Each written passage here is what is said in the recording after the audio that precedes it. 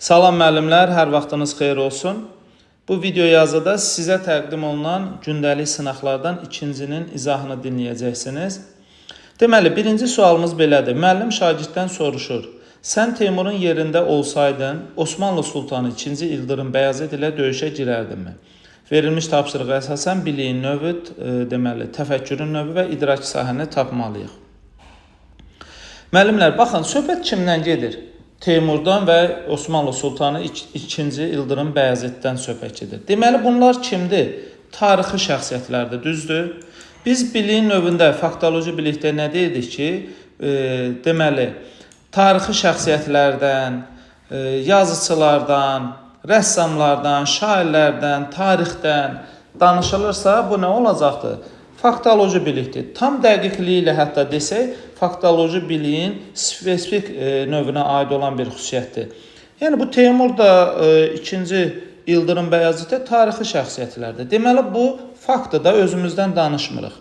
Olacaqdır burada nə? Faktoloji bilik. Baxırıq, mən özümü Teymurun yerinə qoyub, Osmanlı Sultanı 2. İldırım Bəyazid ilə döyüşə girərdimmi? Və yaxud da girməzdimmi?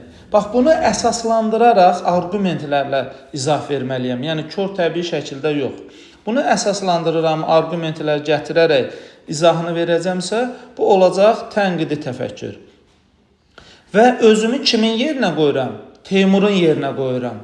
Deməli, başqasının mövqeyini üzə çıxartmaq, ən vacib məqamları incələmək, faktlara əsaslanmaq, gizli məqamları aşkara çıxartmaq da taksonomiyanın təhlil etmə səviyyəsinin əsas xüsusiyyətləridir ki, biz də burada özümüzü Teymurun yerinə qoyuruq. Yəni, başqasının mövqeyini üzə çıxardırıq.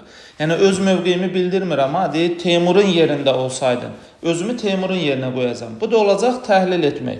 Doğru cavabımız B variantı. Faktoloji bilik, tənqidi təfəkkür, təhlil etmək. İkinci sualımıza baxırıq.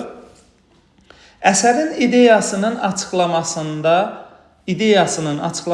əhəmiyyətli olan söz, ifadə və cümlələri seçin. Deməli, müəllimlər, əsərin ideyasını açıqlamaq üçün biz gərək əsəri oxuyaq və əsərdəki bir neçə vacib məqamlar var ki, onları müəyyən eləyəcək. Bu da, bax, sizə bir neçə vacib məqam deyirəmsə, bu da bir ipucudur taksonomiyaya. Deməli, biz anlamasaq, başa düşməsək, hər hansı bir verilmişlər arasından ən vacibləri seçə bilərikmi sizcə? Yox. Deməli, bu olacaqdır nə? Konseptual bilik. Yadınızda qalsın, müəllimlər. Konseptual bilik nədir? Biz anlamadığımız, başa düşmədiyimiz heç bir məqamı heç vaxt izahını verə bilmərik. Konseptual bilik nədir? İdeya irəli sürmək, əldə etdiyi məlumatları təsnif eləmək, hadisələr və situasiyalar arasında oxşar və fərqliliyi müəyyənləşdirmək, öyrəndiyimdən hər hansı bir nəticə çıxarmaq, öyrəndiklərimi ümumiləşdirmək. Bu nə olacaqdır, müəllimlər? Konseptual bilik. Deməli, biri olacaq konseptual bilik. Baxırıq, konseptual bilik hansında var? A-da, C-də, Y-də var. B ilə D çıxdı sırada. Bax, diqqət eləyin. Əsərin ideyasını açıqlamaq üçün bir neçə söz var, bir neçə ifadə var, bir neçə cümlələr var. Biz onların içindən ən vaciblərini seçəcəyik. Hansı ki, biz nə deyirdik? Təhlil etmə səviyyəsinin ən vacib xüsusiyyətləri nə idi? Ən vacib məqamları incələmək, faktlara əsaslanmaq, gizli düşüncəni ortaya çıxartmaq, başqasının mövqeyini üzə çıxarmaq. Deməli, burada ən vacib məqamları, ideyanın bir neçə amillər var. Bax, o əsərdə bir neçə söz, ifadə, cümlələr var ki, biz o ideyanı açıqlamaq üçün onun ən vaciblərini seçəcəyik. Deməli, ikinci olacaq nə? Təhlil etmə mərhələsi və əlbəttə ki, ən asanı da məntiqi təfəkkürdür. Niyə?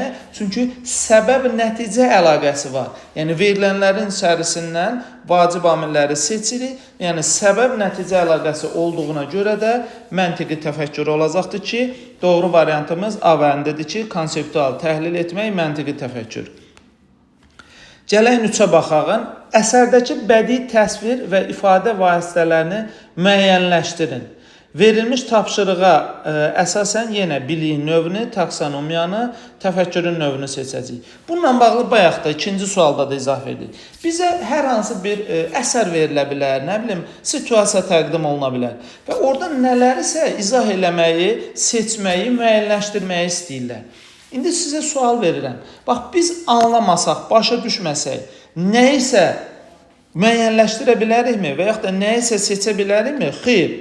Deməli, bu nə olacaqdır? Konseptual bilik olacaqdır. Yenə deyirəm, hər hansı ideyanı irəli sürmək, əldə etdiyi məlumatları təsnif etmək, oxşar fərqli tərəfləri müəyyən etmək, öyrəndiyindən nəticə çıxarmaq. Deməli, nə olacaqdır? Konseptual bilik olacaqdır. Yenə dediyim kimi, biz anlamasaq bunları müəyyən eləyə bilərikmi? Gərək bunun üçün biz anlayaq.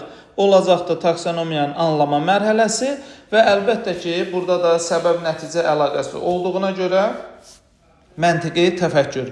Üçün də doğru cavabı D variantıdır. Konseptual bilik, anlamaq, məntiqi təfəkkür. Gəlin 4-ə baxaq müəllimlər. Deməli, bölmədə tanış olduğunuz sənətkarların həyatı haqqında kitabxana və ya internetdəki mənbələrdən topladığınız məlumat əsasında, diqqət edin, topladığınız məlumat əsasında təqdimat hazırlayın. Verilmiş tapşırığa əsasən yenə biliyin növü, taksonomiyanı, təfəkkürün növünü müəyyənləşdirəcək. Mən təqdimat hazırlayıram. Burada nə var müəllimlər? Hərəkət var, düzdür? Hərəkət varsa nə olacaqdır? Bu prosedural bilik olacaq. Yəni proses var, hərəkət var burada. Prosedural biliyin əsas xüsusiyyətləri nə idi müəllimlər? Deməli, algoritmləri və yaxud da hər hansı bir işin dəqiqliklə yerinə yetirilməsi, metodların seçilməsi, problemin həllində o ardıcıl addımların atılmasıdır. Deməli, burada da biz təqdimat hazırlayırıqsa, deməli, neynəmiş oluruq? Hərəkət etmiş oluruq. Prosedural bilik olacaq, baxırıq, A-da var, C-də var, D-də var. B ilə Y sıradan çıxdı. Prosedural bilik varsa, deməli, mən bunu neynəmiş oluram? Faktiki olaraq yerinə yetirirəm, düzdür? Tətbiq etmiş olacam da.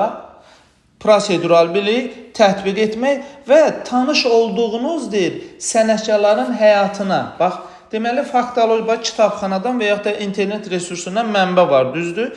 Hansı mənbəyə istinad eləyirəmsə, yenə burada da səbəb-nəticə əlaqəsi olduğuna görə avtomatik olaraq cavabımız olacaq C variantı.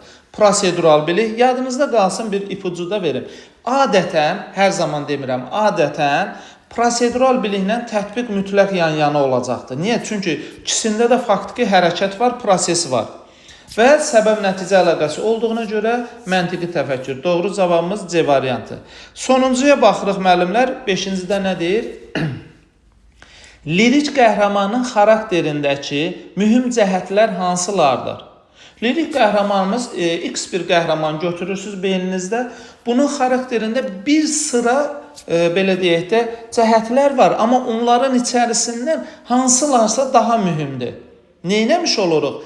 Deməli, seçim edəcəyik də ən vaciblər arasından. Bax, hələ birinci cümlədən sizə görürsünüz, ipucunu verir test. Lirik qəhrəmanın xarakterindəki mühüm cəhətləri, bir çox cəhəti var. Onların içindən ən mühümlərini, yəni ən vaciblərini seçəcəyik.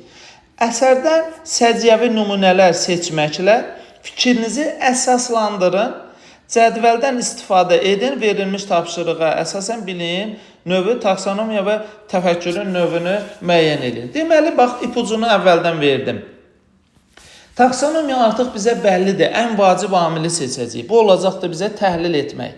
Və yenə deyirəm, bunu biz təhlil ediriksə, anlamadan, başa düşmədən təhlil eləyə bilərikmi müəllimlər? Xeyr, bunun üçün konseptual bilik olacaq. Seçim etmək, ümumiləşdirmək, daha əvvəlki testlərdə də bu barədə ətraflı danışdım.